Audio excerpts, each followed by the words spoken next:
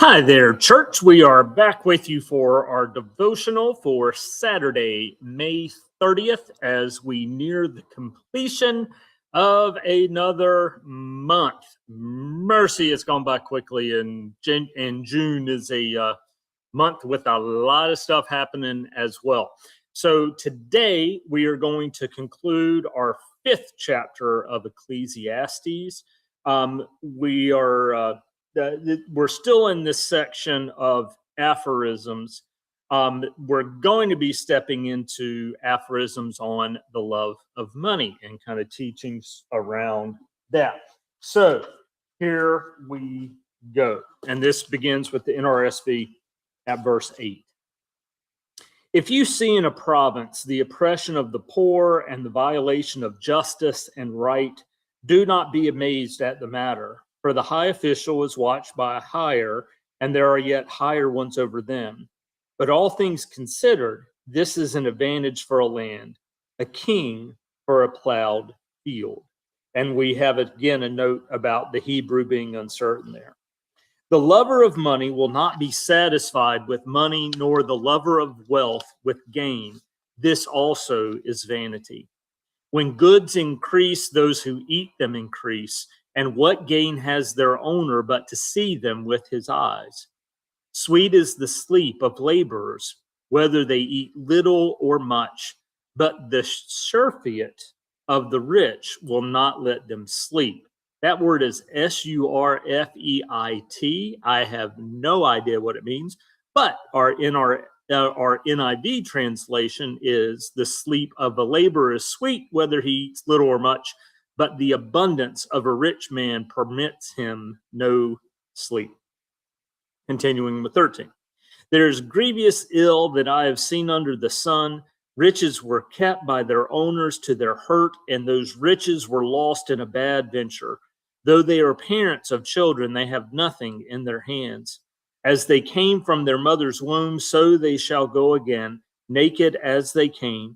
They shall take nothing for their toil, which they may carry away with their hands. This also is a grievous ill. Just as they came, so shall they go. And what gain do they have from toiling for the wind? Besides, all their days they eat in darkness, and much vexation and sickness and resentment. Pause, and we will enter the modern proverb, you can't take it with you. Continuing at 18. This is what I've seen to be good. It is fitting to eat and drink and find enjoyment and all the toil with which one toils under the sun, the few days of the life God gives us. For this is our lot. Likewise, all to whom God gives wealth and possessions and whom he enables to enjoy them and to accept their lot and find enjoyment in their toil. This is the gift of God.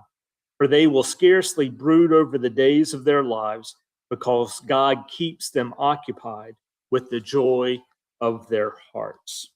And kind of familiar phrasing from back in Ecclesiastes 3 and kind of what gain have the workers. So a couple pieces of commentary. The second section of aphorisms in chapter 5 offers a number of reflections on profit and wealth, all of which throw an unfavorable light on the person who makes the gain of wealth a high priority. This collection of aphorisms on the theme of the acquisition of wealth seems contemporary in many ways. Verse 8, which cynically says that there is no need for surprise at the oppression of the poor by the rich and the powerful, could well be a text for one of today's liberation theologians. Systemic violation of the have-nots by the haves is as crucial an issue in our time as it ever was.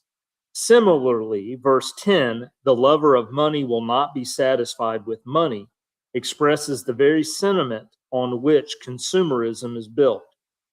In giving one of the simplest reasons why the rich tend to get richer, Kohelet incidentally discloses one of the bedrocks that underlie Wall Street. A matter of more philosophical interest grows out of Kohelet's remarks in verses 18 to 20.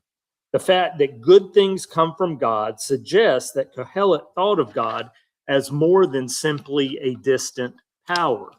God also appears here as the author and source of all that is available to human beings to make life joyous.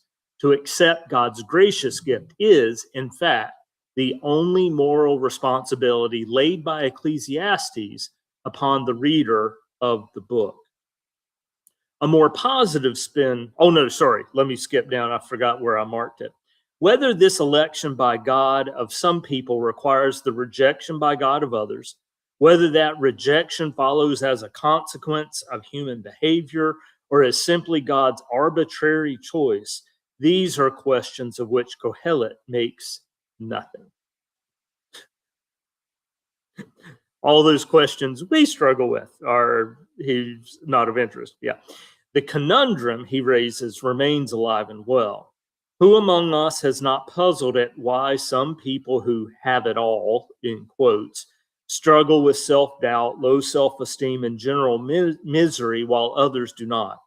We may attribute the difference to family systems, jumbled genes on some chromosome, or simple brain chemistry, though the definitive answer remains beyond our reach. Here, Kohelet attributes the difference simply to God's enabling, also in quotes. And here is our portion from Eugene Peterson's The Message. He's going to do two section titles for 8 through 17 and then 18 to 20. And I'll give you both of those as we go along. He begins with the title, A Salary of Smoke. Don't be too upset when you see the poor kicked around and justice and right violated all over the place. Exploitation filters down from one petty official to another. There's no end to it and nothing can be done about it, but the good earth doesn't cheat anyone. Even a bad king is honestly served by a field. The one who loves money is never satisfied with money, nor the one who loves wealth with big profits. More smoke. The more loot you get, the more looters show up. And what fun is that, to be robbed in broad daylight? Hard and honest work earns a good night's sleep, whether supper is beans or steak, but a rich man's belly gives him insomnia. Intriguing encapsulation of that portion. Here's a piece of bad luck I've seen happen. A man hoards far more wealth than is good for him, and then loses it all in a bad business still. He fathered a child, but hasn't a cent left to give him. He arrived naked from the womb of his mother. He'll leave in the same condition with nothing. This is bad luck for sure. Naked he came, naked he went. So what was the point of working for a salary of smoke? All for a miserable life spent in the dark. Second title, Make the Most of What God Gives. After looking at the way things are on this earth, here's what I've decided is the best way to live. Take care of yourself, have a good time, and make the most of whatever job you have for as long as God gives you life. And that's about it. That's the human lot. Yes, we should make the most of what God gives us, both the bounty and the capacity to enjoy it, accepting what's given and delighting in the work. It's God's gift.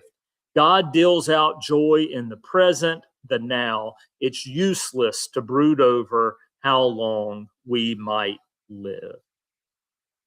Thank you, Eugene Peterson. We'll be back with you on Monday as we step into Ecclesiastes 6, and we'll see you then. Bye-bye.